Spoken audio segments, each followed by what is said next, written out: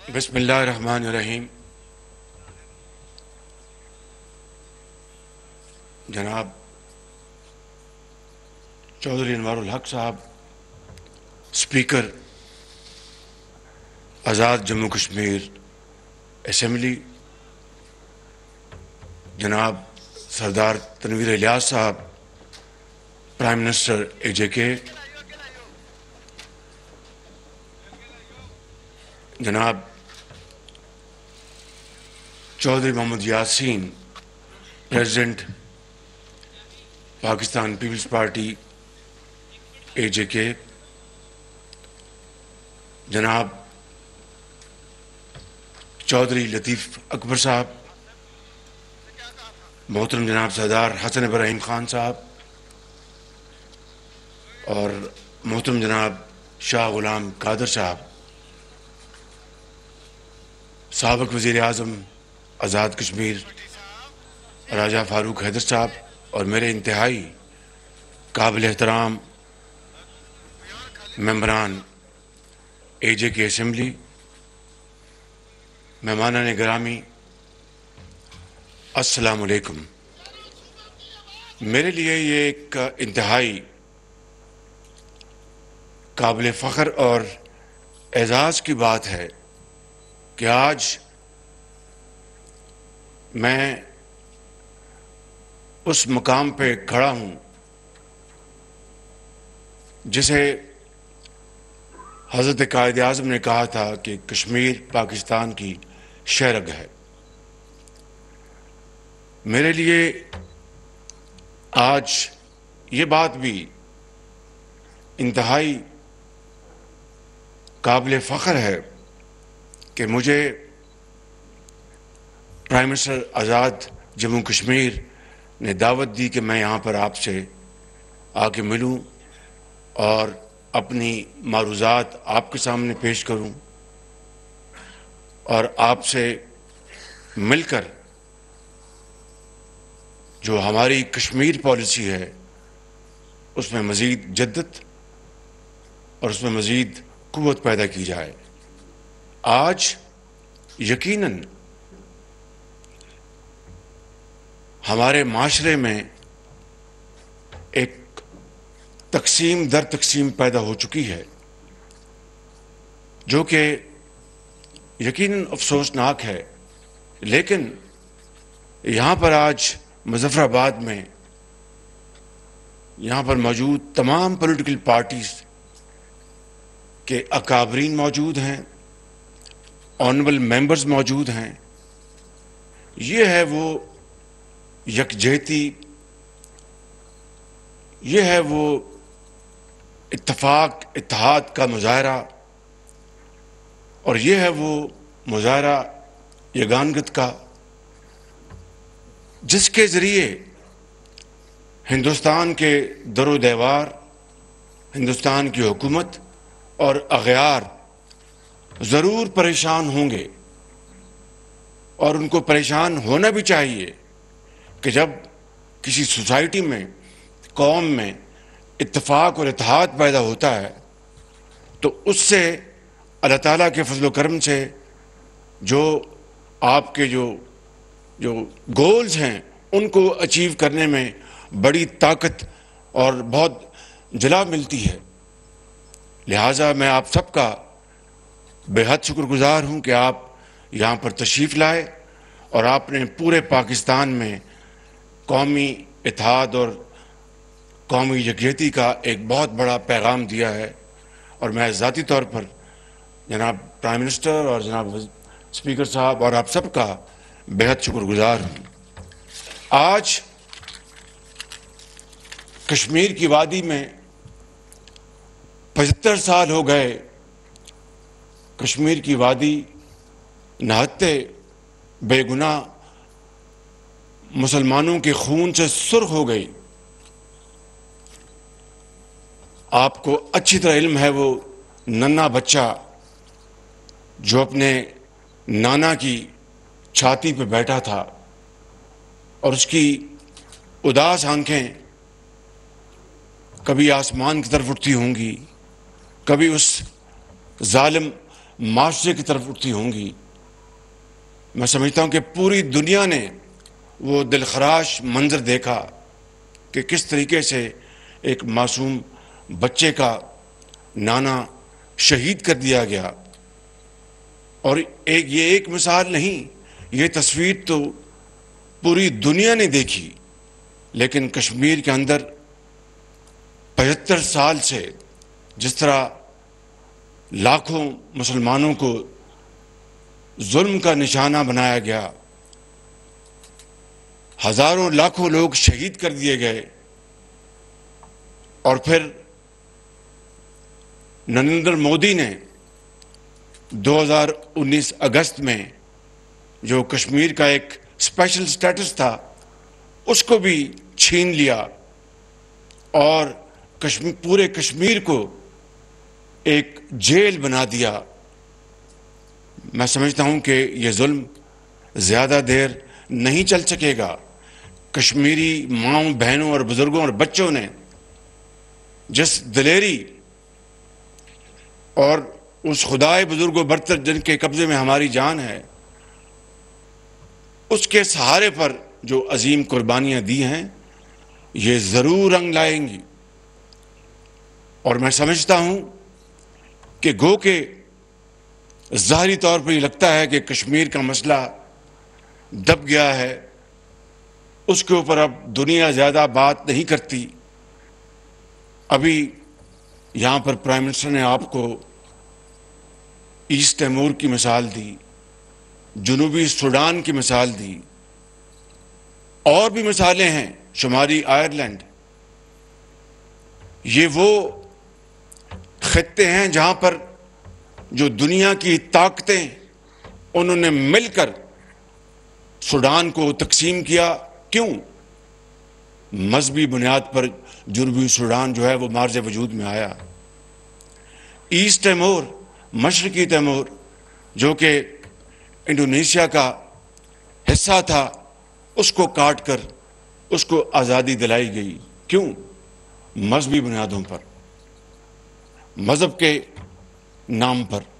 شمالی آئرلینڈ میں دنیا کی بڑی قوتیں شامل ہوئیں، اور کس طریقے سے وہاں پر بھی یہی پولیٹیکل اور ریلیجس عنصر وہاں پر شامل تھا. مگر جب بوسنیا کی بات آتی ہے تو جب تک وہاں پر لاکھوں لوگ کو شہید نہیں ہو جاتے، ہزاروں ماؤں کے آنچل نہیں پھٹتے، اور دنیا کے بدترین مظالم نہیں ہو جاتے، تب تک جو ترقی یافتہ دنیا ہے وہ خاموش رہتی ہے. اور پھر جب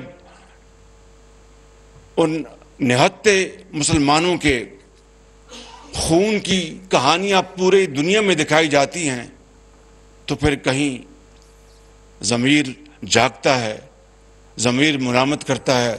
اور پھر وہاں پر بدترین مظالم کے بعد آپ کو پتہ ہے کہ اجتماعی قبریں کھودی گئیں، وہاں پر ہزاروں مسلمانوں کو وہاں پر دفن کیا گیا، اور نہ جانے کیا کیا مظالم ہوئے. یہ باتیں زبان پہ نہیں لائی جا سکتی. ایک طرف یہ منظرنامے اور دوسری طرف کشمیر دیکھ لیجئے گا.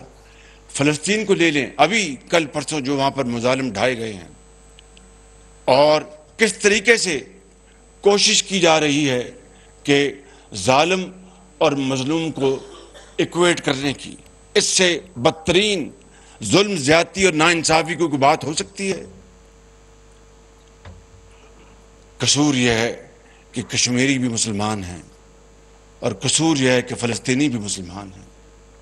لیکن میں آپ کو آج یہاں پر یہ بتانا چاہتا ہوں کہ تمام تر ان مشکلات اور کمزوریوں کے باوجود یہ بالکل سچ ہے کہ 75 سال کشمیر میں خون بہہ رہا ہے. پاکستان کے 22 کروڑ عوام اور پاکستان کی تمام حکومتیں، انہوں نے ہمیشہ کشمیر کوز کی بات کی، اور دل کی اتھاہ گہرائیوں سے کشمیریوں کو ہمیشہ سپورٹ کیا، کیونکہ کشمیر نہ صرف پاکستان کی شہرگ ہے، اگر کشمیریوں کو اقوام متحدہ کی قراردادوں کے مطابق سیکیورٹی کونسل خود لوک سبھا میں 1954 میں آنجہانی نہرو نے کہا تھا کہ ہم کشمیریوں کو حق خود ارادی دلوائیں گے. یہ تمام باتیں جو لالے کی جھوٹ اور ان کی جو فریب اور مکر، یہ اس کی کہانیاں پکار پکار کے یہ بتا رہی ہیں کہ لالے نے پوری دنیا کو چکر دیا اور ہر جگہ جھوٹ بولا اور ہر جگہ لیت و لال سے کام لیا. لیکن میں آپ کو یہ بتانا چاہتا ہوں کہ ضرور کشمیری ہماری طرف دیکھ کے یہ سوال کر رہے ہیں کہ پاکستان کے 22 کروڑ عوام، آپ نے اس مرحلے پر ہمارا اس طرح ساتھ دینا چاہیے تھا. ان کی گلے جائز ہوں گے، لیکن میں آپ کو یہ بتانا چاہتا ہوں کہ کبھی ایک لمحے کے لیے بھی پاکستان کے کروڑوں عوام میں کشمیری بھائیوں کو بلانے کی کوئی مثال نہیں ہے. کشمیری بھائیوں کے لیے نہ صرف پاکستان بلکہ عالم اسلام کے جو اربوں مسلمان ہیں وہ کشمیریوں کے لیے دن رات دعا کرتے ہیں، مکہ مکرمہ میں دعا کرتے ہیں، مدینہ شریف میں دعا کرتے ہیں. لیکن کشمیری ہم سے اور تمام عالم اسلام سے پوچھتے ہیں کہ آپ کے پاس اللہ تعالیٰ نے بے پناہ وسائل دیے، پاکستان کو وسائل دیے اور عرب ممالک کو بے پناہ تیل اور گیس اور نہ جانے کیا کیا نعمتیں دی ہیں. تو کشمیر کوس کے لیے 75 سال گزر جانا، فلسطینیوں کی آزادی کے لیے اتنا ہی عرصہ گزر جانا اور اس دوران بدترین مظالم ہوئے، یہ وہ سوال ہے جو ایک کشمیر کی وادی میں ایک بزرگ بھی کرتا ہے، ایک ماں بھی کرتی ہے جس کی گود خالی ہو گئی، ایک بہن بھی کرتی ہے جس کا بھائی شہید ہوا، ایک بھائی بھی کرتا ہے جس کی بہنوں کو شہید کر دیا گیا. یہ وہ سوال ہے اور اس کا جواب کوئی آسان جواب نہیں ہے. ہمیں اپنے گریبانوں میں جھانکنا ہوگا، ہمیں اس سوال کا جواب تلاش کرنا ہوگا. اور میں آپ کو یہ بات بلا خوف تردید کہہ سکتا ہوں کہ اگر مظفر آباد سے لے کے اور افریقہ کے اس پار جو آخری مسلمان بستا ہے، اگر یہ مصمم ارادہ کر لیں کہ ہم نے فلسطینیوں کو اور کشمیریوں کو آزادی دلانی ہے، تو خدائے بزرگ و برتر کی قسم کھا کر کہتا ہوں کہ اس کے مدد سے، اس کے کرم سے یہ دونوں علاقے ضرور آزادی حاصل کریں گے اور بہت جلد کریں گے. شرط یہ ہے کہ ہمیں اس کے اوپر عمل کرنا ہوگا، باتوں سے نہیں، نعروں سے نہیں، اشعار سے نہیں، مرثیوں سے نہیں، تقاریر سے نہیں، عمل سے کرنا ہوگا. کیا آپ نے نہیں دیکھا اس دنیا میں کہ میں آپ کو مثالیں دیتا ہوں، جاپان اور جرمنی کی جنگ دوئم میں تباہ و برباد ہو گئے اور کروڑوں لوگ لقمہ اجل بن گئے، مگر صرف 60 سالوں میں یہ دونوں قومیں دوبارہ دنیا پر اس طرح آئیں اور چھا گئیں. یورپ میں آج اگر جرمنی کا ایک معاشی طور پر توتی بولتا ہے تو ان کی محنت کی وجہ سے. جاپان اگر آج پھر دنیا میں ایک اکنامی پاور ہے تو ایک محنت کی وجہ سے. اور ابھی آپ نے دیکھا کہ یوکرین کے لیے جرمنی کے ٹینکس کی کتنی، پوری دنیا نے کہا ٹینکس دیں اور ہم یوکرین بھجوائیں. تو یہ کیا چیز تھی کہ فرینکفرٹ، برلن، ہامبورگ بالکل زمین بوس ہو چکے تھے، اور وہاں پر جاپان میں ہیروشیما میں اور ناگاساکی میں 2 بمبوں نے ان کے کروڑوں لوگوں کو بالکل 1 سیکنڈ میں ان کو بھسم کر دیا. مگر 60 سال کے اندر وہ دوبارہ عالمی طاقتیں بن گئیں. تو اس کا سیدھا سادہ جواب یہ ہے کہ انہوں نے اپنی شکست کو محنت میں بدل دیا، دن رات محنت کی، قربانی دی، خون پسینہ بہایا، اور آج دنیا ان کے بغیر چل نہیں سکتی۔ تو ہمیں تو اللہ تعالیٰ نے نہ صرف مسلمان پیدا کیا، اس کا جتنا بھی شکر ادا کریں، بے پناہ وسائل دیے ہیں، بے پناہ وسائل۔ اس لیے کشمیریوں کا،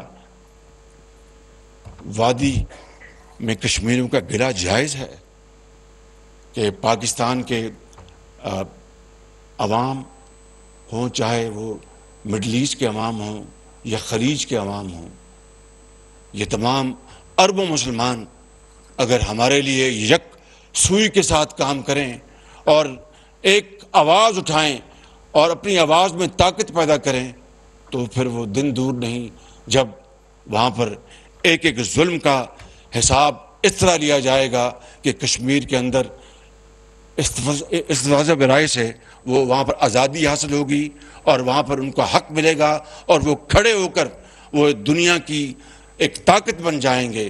اس لیے میں آج کو آپ کو یہ پیغام دینے آیا ہوں اپنی طرف سے، مخلوط حکومت کا سربراہ، پاکستان کے 22 کروڑ عوام کی طرف سے، کہ اس خدائے بزرگ و برتر کو میں یہ گواہ بنا کر کہتا ہوں، جن ابھی میرے کمرے میں بات ہو رہی تھی کہ ایک سازش چلی کہ 20 سال مؤخر کر دیا جائے، یہ بات ابھی کمرے میں بعض لوگوں نے کی میرے ساتھ کہ 20 سال پلیبسائٹ کشمیر میں مؤخر کر دیا جائے۔ اس سے بڑی سازش اور کیا ہو سکتی ہے؟ اس سے بڑا کشمیریوں کے ساتھ ظلم اور کیا ہو سکتا ہے؟ میں سمجھتا ہوں کہ نہ کوئی پاکستانی سیاستدان، نہ کوئی فوجی، نہ کوئی سپاہی اس طرح کی بات سوچ نہیں سکتا۔ ہاں، یہ ضرور ہے کہ جو اللہ تعالیٰ نے حکم دیا ہے کہ حکمت کے ساتھ اور مشاورت کے ساتھ کام لو، تو میں سمجھتا ہوں کہ اگر حکمت اور مشاورت کو ہم اپنا مشعل راہ بنائیں گے اور اللہ تعالیٰ کے اوپر تقویٰ کرتے ہوئے اپنی تمام قوتیں بروئے کار لائیں گے، تو انشاءاللہ کشمیریوں کا جو ان کا حق ہے وہ آپ انشاءاللہ ضرور ان کو دلوائیں گے۔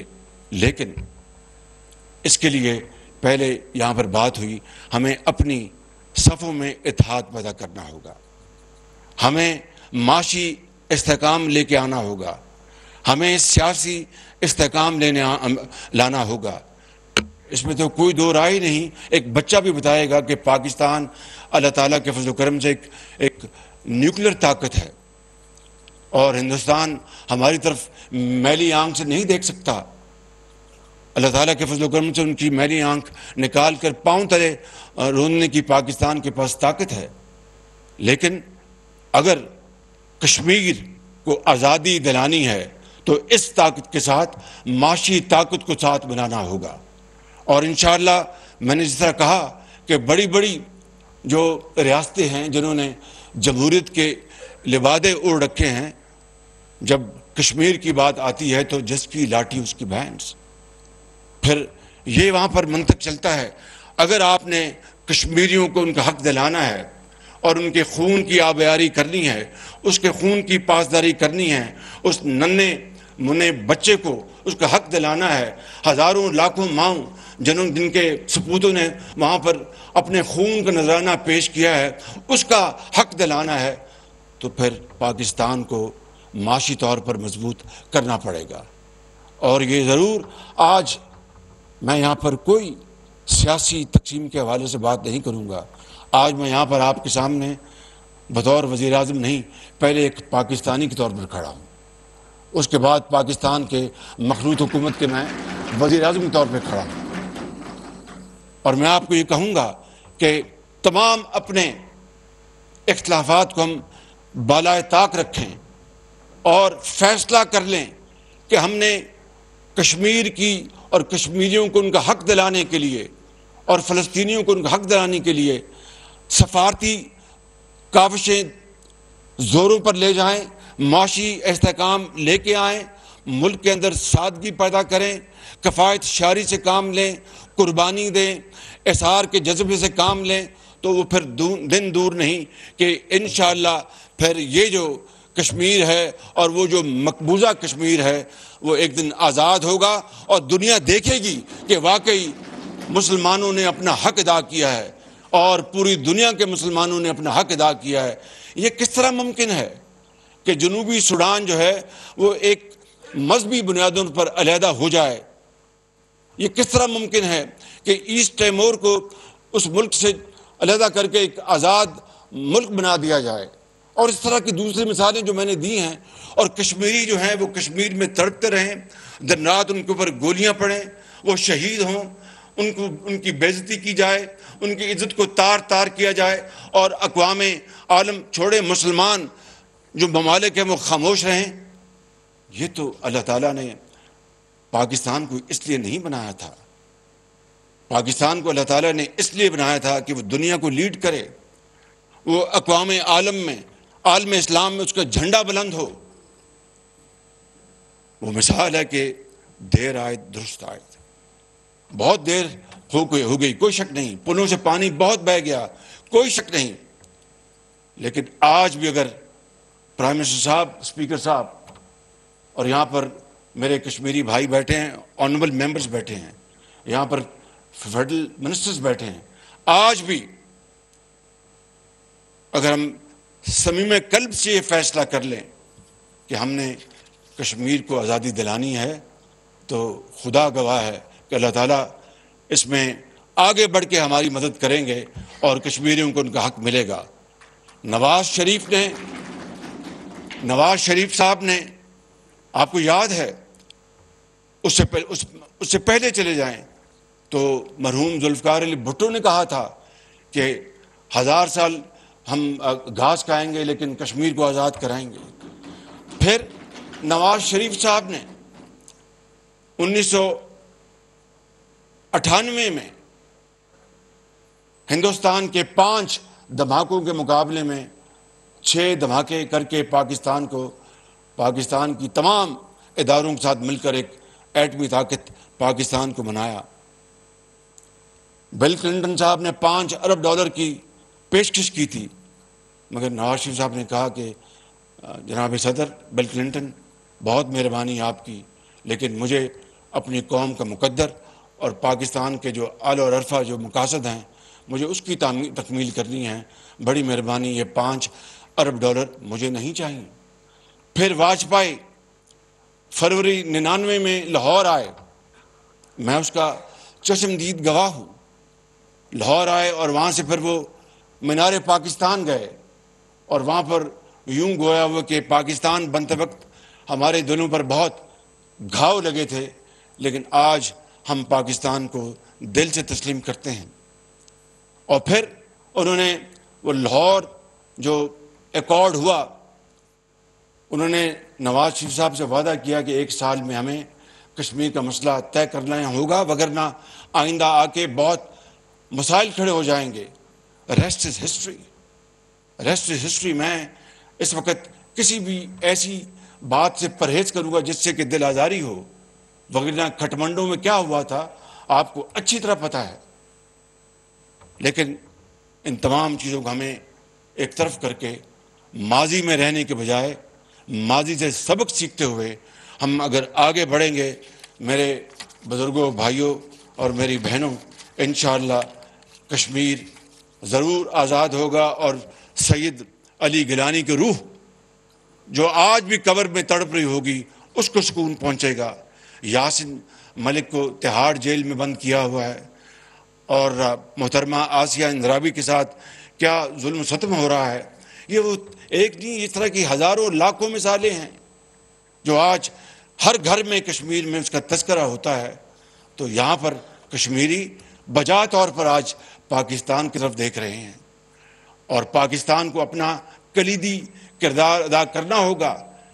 پاکستان نے ادھار چکانا ہے، پاکستان نے اپنی یہ ذمہ داری ادا کرنی ہے، لیکن یہ ذمہ داری انشاءاللہ تبھی ادا ہوگی جس طرح میں نے تھوڑی دیر پہلے کہا کہ ہمیں پھر یکجاں دو قالب ہونا ہوگا۔